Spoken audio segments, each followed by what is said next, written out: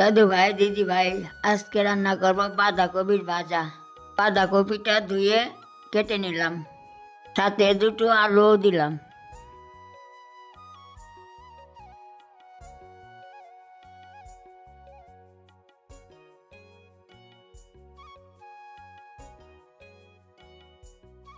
কড়াইয়ে তেল দিয়ে শুকনো লঙ্কা দিয়ে বাঁধাকপিগুলো দিয়ে দিলাম।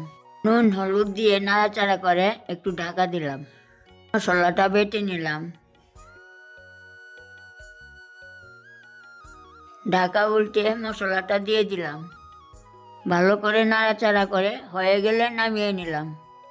ভাজাটা কেমন হয়েছে কমেন্টে বলবে। একটা লাইক একটা সাবস্ক্রাইব করে পাশে থাকবে।